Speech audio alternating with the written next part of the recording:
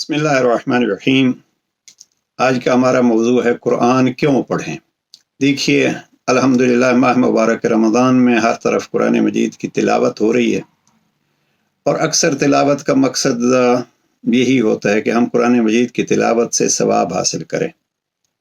بہترین یہ نظریہ ہے اور بہترین یہ مقصد ہے، لیکن یہ کل مقصد نہیں ہے اور اصل مقصد نہیں ہے۔ تلاوت کیوں کریں؟ پھر سوال یہ ہوگا کہ ہم تلاوت کیوں کریں۔ تو آج کی سیشن میں عرض یہ کرنا ہے کہ اللہ سبحانہ وتعالی نے جس مقصد کے لیے قرآن کو نازل کیا ہے، اس مقصد کو سمجھیں اور اس مقصد کے حصول کے لیے اللہ کی کتاب کو پڑھیں۔ اس پڑھنے میں ثواب بھی حاصل ہوگا اور ہماری زندگی بھی، اور دنیاوی زندگی بھی اور اخروی زندگی بھی سنورے گی۔ اب وہ قرآن مجید کس لیے اس ذات کریم نے نازل فرمایا ہے؟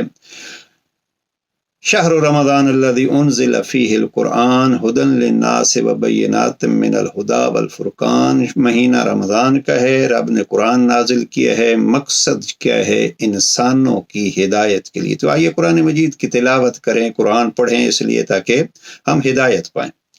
ہماری ایک کمزوری یہ بھی ہوتی ہے کہ ہم اکثر سمجھتے ہیں کہ ہم نے چونکہ کلمہ پڑھ لیا ہے لہٰذا ہم ہدایت یافتہ ہیں۔ بہرحال یہ موضوع ایک الگ ہے، ہم اس وقت اس کو نہیں چھیڑنا چاہتے۔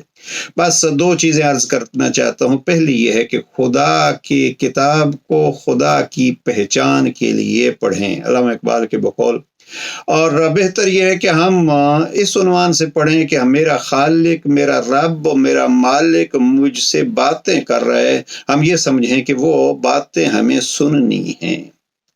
اور جب باتیں سننی ہے، جناب امام زین العابدین علیہ السلام، امام زین العابدین علیہ السلام کے یہ بارے میں مشہور ہے کہ جب امام یہ پڑھتے تھے یا ایھا الذین آمنوا، تو امام روک کے کہتے تھے لبیک اللہم لبیک، تو جو مجھے پکار رہا ہے تو میں لبیک کہتا ہوں۔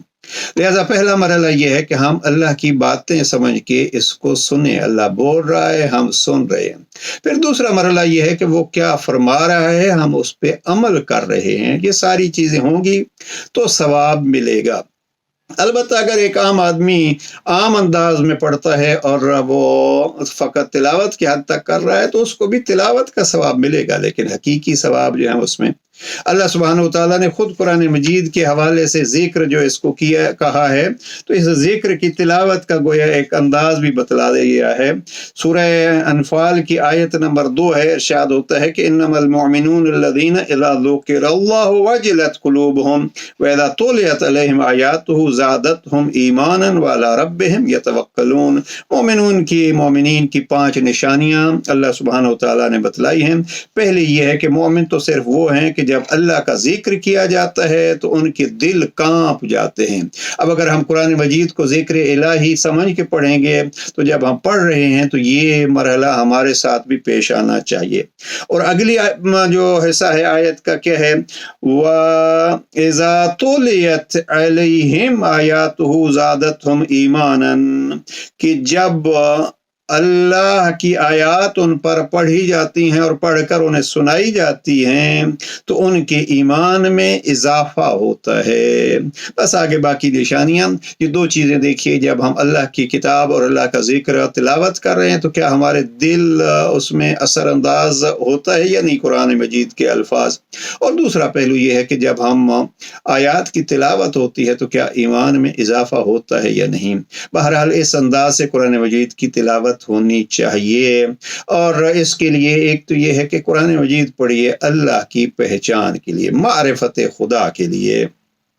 جناب امیر المومنین نے نہج البلاغہ کے خطبہ نمبر 145 میں قرآن مجید کی خوبصورت تعریف کی ہے، اسی لیے علی مع القرآن ہیں، اس لیے کہ یہ تعریف اللہ ہی کی ولی ہی کر سکتے ہیں، امیر المومنین ہی کر سکتے ہیں۔ دیکھیے یہاں جناب امیر علیہ السلام خطبہ 145 میں ارشاد فرماتے ہیں فَتَجَلَّ سُبْحَانَهُ لَهُمْ فِي كِتَابِهِ مِنْ غَيْرِ أَنْ يَكُونُوا رَأَوْهُ۔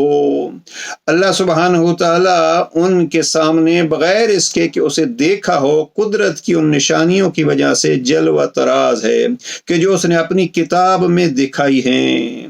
اب اس نے اپنی کتاب میں جو نشانیاں دکھائی ہیں، ایک مومن جب تلاوت کرتا ہے تو وہ رب کو پہچانتا ہے ان نشانیوں کے ذریعے سے۔ تو کتاب خدا کے تلاوت کے ایک مقصد کیا ہے؟